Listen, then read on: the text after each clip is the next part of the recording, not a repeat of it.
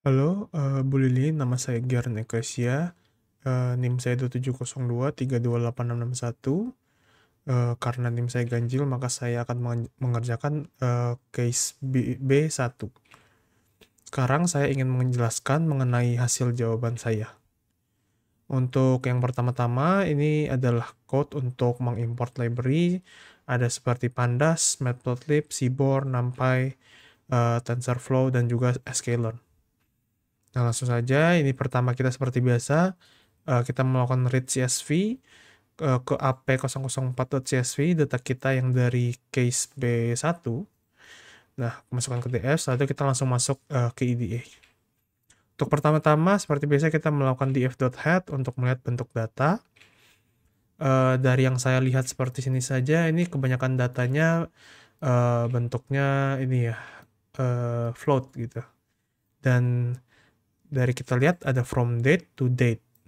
Nah, ini berarti yang saya bisa simpulkan dari sini bahwa setiap row ini merupakan 1 jam data. Jadi karena di sini ada jam 2 sampai jam 3 berarti 1 jam, jam 3 sampai jam 4 berarti 1 jam. Nah, ini juga sebenarnya ini kalau kita udah tahu informasi ini, kita nggak perlu kolom ini ya. Nanti jadi kita akan melakukan drop terhadap kolom from date dan to date. Nah, ini saya langsung aja ngedrop in place true, berarti langsung di drop karena tidak akan dipakai. Selanjutnya saya melihat statistical review dari data kita. Yang bisa saya langsung lihat adalah ini ya. Min kita contohnya yang pertama ya, min kita 34. Di sini mediannya 25. Ini max-nya 723. Ini udah kelihatan banget ya, datanya udah skewed parah banget. Karena min-nya aja rata-rata 34, tapi masa max-nya ada 723. Sama ini berlaku ke yang lain-lain juga ya, ada kayak PM10, ini ada max-nya 835, ada NO juga yang rata-rata 2, bisa max-nya 216. Ini dari sini sebenarnya kita udah bisa lihat banyak data yang tidak berdistribusi normal gitu, kebanyakan skewed. Nah, ini nanti kita bisa lihat lebih lanjut lagi dengan visualization. Oke, untuk sekarang lanjut dulu. Selanjutnya saya melihat bentuk data menggunakan df.shape. Kita ada 48.000 kolom dan 48.000 rows dan 23 kolom. Ini sebenarnya 25, duanya udah saya drop tadi.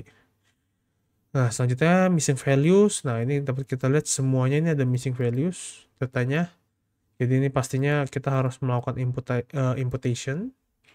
Cuman kalau yang ini data sini yang hampir ini lebih dari 50% missing values-nya, ini kemungkinan saya akan hapus. Cuman saya ada sedikit visualization di bawah nanti yang akan saya tunjukkan mengenai cara apa ya, way of thinking saya, gimana saya melihat problem ini. Nah, ini ada melihat tipe data.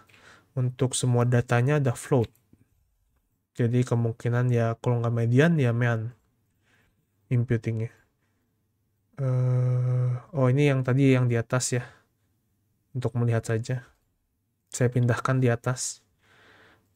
Selanjutnya yang visualization menggunakan histogram untuk melihat apakah data berdistribusi normal. Nah, ini yang tadi, ini kan udah kelihatan banget ya di sini di 0-nya sampai 100 datanya banyak, cuman ini bisa sampai 700 max-nya di sini. Sama juga di sini juga sama. NO2 juga sama, semuanya tidak ada yang berdistribusi normal. NOx, NH3, SO2, CO, zone, dan lain-lainnya. Sedangkan yang lumayan agak bagus itu, nah di AT ya. Cuman kalau AT sebenarnya ya nggak masalah juga sih sebenarnya. Tetap akan nanti saya bakal lakukan imputing median karena ini kelihatan masih skewed ya sebenarnya, belum min. Oke, RF dan silent sama semuanya, nanti ya kelihatan nih pasti saya harus melakukan median ya. Oke, selanjutnya, nah ini yang saya tadi bilang tadi, saya ada lihat-lihat data saya, data yang dikasih, dan saya ada ngeliat kemiripan di kolom temp dan kolom AT. AT ini yang Y kita ya, yang kita ingin prediksi. Nah, ini saya coba kayak berpikir apakah bisa memasukkan kolom AT untuk imputing ke temp gitu. Saya coba visualization dan iya memang kelihatan mirip-mirip ya. Sebenarnya iya ada yang berbeda sedikit, cuman mostly sama gitu di tengah-tengah sini. Cuman setelah berpikir lagi, saya pikir kalau misalnya saya melakukan imputing dengan AT itu kan berarti sebenarnya kayak nge-copy AT ke temp gitu. Dan yang saya pikir kayaknya ini seharusnya salah ya. Karena kayak sama aja saya kali dua lipat aja ada kolom AT ke kolom yang baru lagi gitu. Jadi setelah beberapa consideration saya uh, memutuskan nanti akan menghapus saja untuk yang si temp ini. Karena datanya udah banyak banget missing values-nya. Lebih dari 50%. Lanjut, saya melihat correlation menggunakan SNS, menggunakan heatmap gitu. Kalau dilihat ini AT dengan kolom yang lain hampir tidak ada correlation. Ini ada sedikit negative correlation, cuman ya untuk sisanya ya tidak ada ya, hampir nggak ada. Cuman nggak apa-apa, tetap kita lakukan prediksi dengan semua datanya. Selanjutnya, oke ini saya sudah selesai bagian visualization-nya. Saya lanjut ke pre-processing data. Sebenarnya saya tadi ingin melakukan box plot, cuman ya nggak perlu ya, karena kita udah lihat memang outlier-nya memang banyak tadi. Oke, cuman nggak apa-apa, saya tetap keep outlier-nya karena saya ingin modelnya untuk latih untuk variasi data kita. Oke, ini untuk pre-processing, akhirnya saya drop untuk temp dan ETH benzene. In place true, ini sudah di drop. Dan ini saya membagi data menjadi train, val, dan test. Trainnya itu 80%, valnya 10%, ya tesnya ditambah jadi 10% lagi. Nah ini shape kita, ada 21 kolom, dari 25, 4-nya di drop. Oke, sudah benar seharusnya. Ini kolomnya, dan ini saya melakukan visualization untuk melihat apakah sudah benar terbagi, dan ya benar ya. Ini 80, 10%, 10%. Oke, lanjut. Oke, selanjutnya saya melakukan imputation. Ini gampang aja ya. Ini langsung saya masukin train data untuk dot mediannya. Dan saya masukin filna dengan seluruh train data mediannya. Kenapa? Karena ini seperti saya ingin mencoba seperti real data gitu ya. Real life data di mana validation dan test data harus menggunakan di filna menggunakan data train, nggak boleh menggunakan validationnya sendiri atau tesnya sendiri. Oke, selanjutnya ini udah saya hanya untuk melihat apakah sudah benar dan semuanya udah nol untuk memastikan saja. Oke, untuk selanjutnya saya melakukan scaling data. Untuk scalernya saya menggunakan min-max scaler, yaitu scale dari 0 sampai 1. Untuk train datanya saya fit transform saja, dan val dan testnya tentunya ditransform menggunakan scalernya si train. Setelah itu saya melakukan separate data untuk train, val, dan test. Nah ini ada sedikit code yang coba akan saya jelaskan. Pertama saya buat dulu list kosong di X-train dan Y-train. Setelah itu untuk add AT index, itu berarti menunjukkan AT. Saya menggunakan .getLog, menunjukkan kolomnya. Selanjutnya, saya menentukan dulu window size-nya kan dari soal tuh 5. For i in range of window size, train data.shape 0, maka xtrain.append train data i window size. Nah ini saya kasih contohnya ya. Misalnya iterasi pertama. For i in range window size 5. Berarti mulainya dari 5 sampai train data.shape 0. Berarti shape 0 itu yang ini ya, sebentar. Shape 0 mana ya? Oh ini 3939.041. Ini berarti dari 5 sampai 39.041. Pertama, extract.append train data i min window size. Berarti 5 dikurang 5 sama dengan 0. Sampai i. I itu kan 5. Berarti kan train datanya dia ngambil 0, 1, 2, 3, 4. Setelah diambil 0134, itu kan 5 data, berarti Windows size benar 5 hari. Setelah itu dia white train.append, di mana train datanya I ini adalah data kelima. Karena kita ambil 01234, itu kan udah 5 tuh. Berarti I-nya 5, itu adalah yang ingin diprediksi. Koma add index. Add index itu yang udah kita pilih tadi. Kolom yang mana, gitu. Oke, setelah itu, setelah selesai semuanya, baru kita buat menjadi np.array, gitu. Dan ini adalah code untuk validation. Ini agak sedikit berbeda dari train karena kita kan menggunakan 5 days sebelum validation. Nah, validation 5 days itu kan ada datanya di train, maka kita harus menggabungkan 5 hari sebelum train, 5 hari terakhir train dengan validation data kita. Ini ada saya ngambil minus Windows size, berarti 5 row terakhir. Setelah itu saya masukin ke data frame, setelah itu saya concat dengan validation df. Oke, ini sebenarnya sama, hampir sama. Cuman paling yang membedakan ada, kalau dapat dilihat ini ada .values, ini .ilog. Ini kenapa berbeda? Karena bentuk data saya ini masih data frame. Kalau misalnya di atas, di extrain itu saya bentuknya NP ya. Jadi makanya agak berbeda.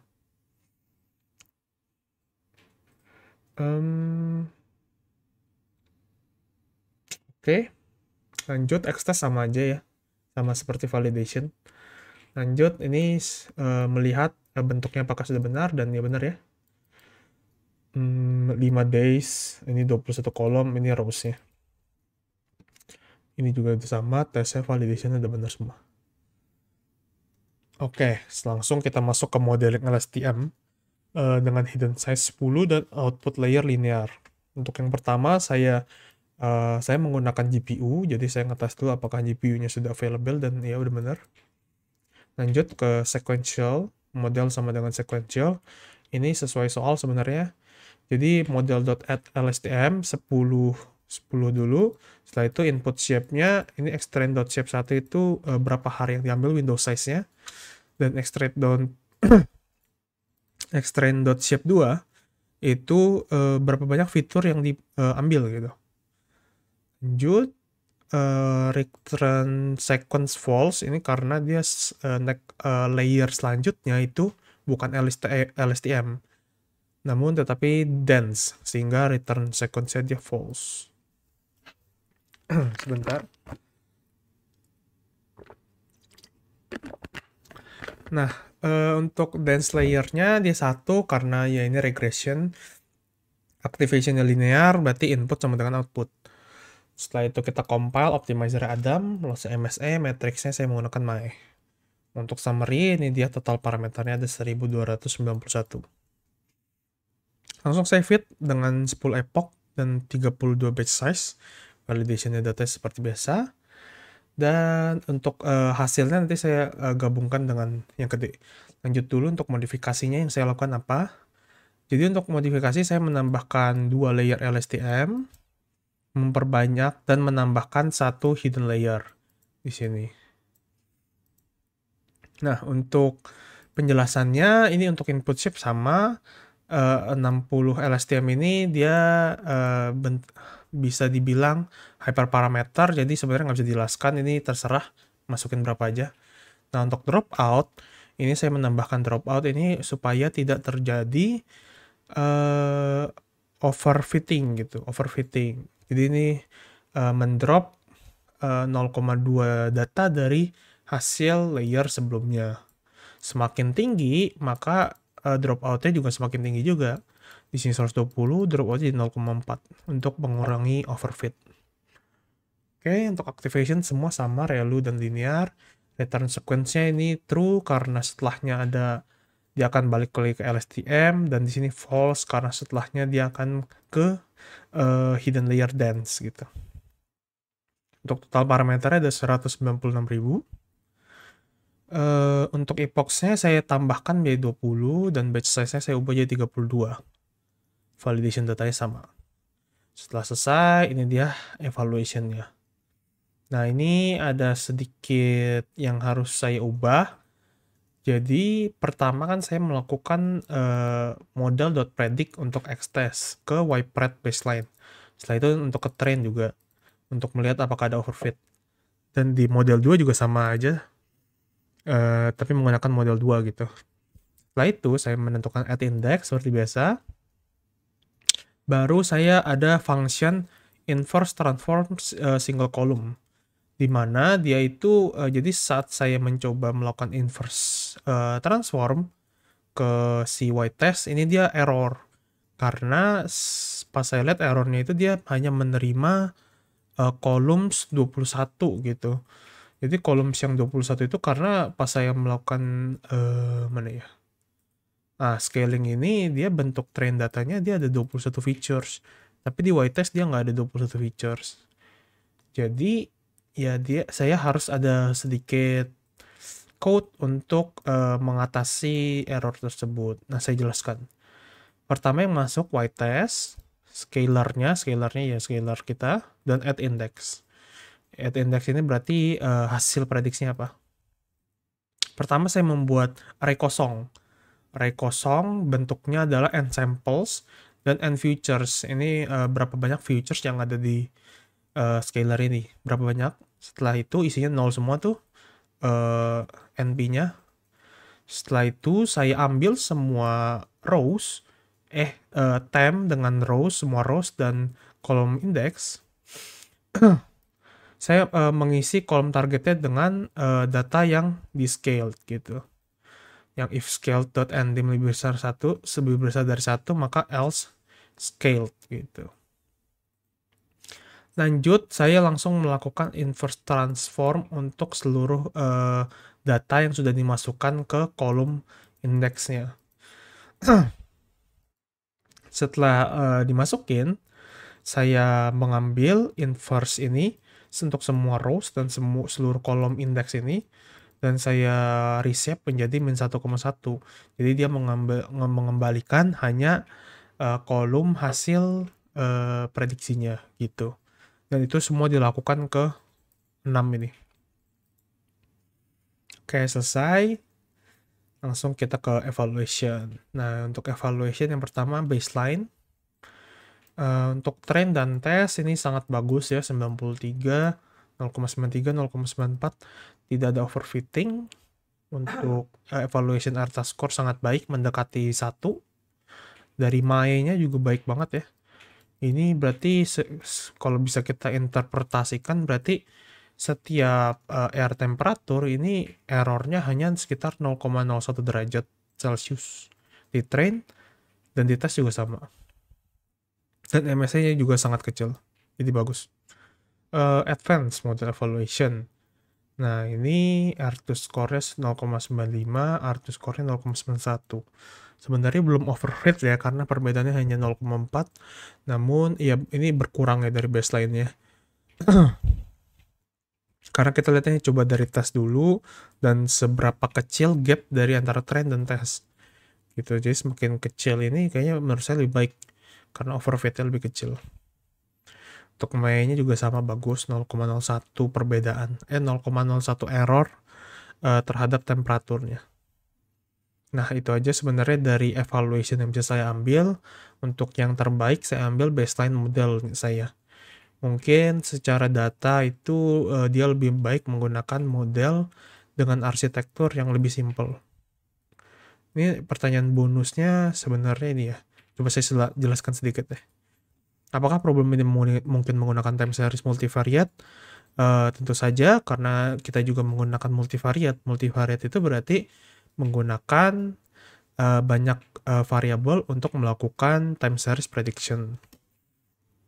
Untuk bagaimana mengetahui apakah problem tersebut dapat menjadi multivariate, ya seperti tadi, kita harus lihat dulu berapa banyak fitur yang kita punya. Kalau kita hanya menggunakan satu fitur untuk memprediksi fitur tersebut, maka namanya time series univariate. Kalau sebaliknya berarti kayak punya kita kan ada banyak ya variabelnya. Maka kita gunakan time series multivariate. Bagaimana untuk problem ini? Ya, problem ini kita menggunakan multivariate karena ada banyak fitur seperti ozon, benzen, toluene, air temperatur, dan lain-lain. Nah, itu saja untuk penjelasan saya mengenai problem B1. Terima kasih.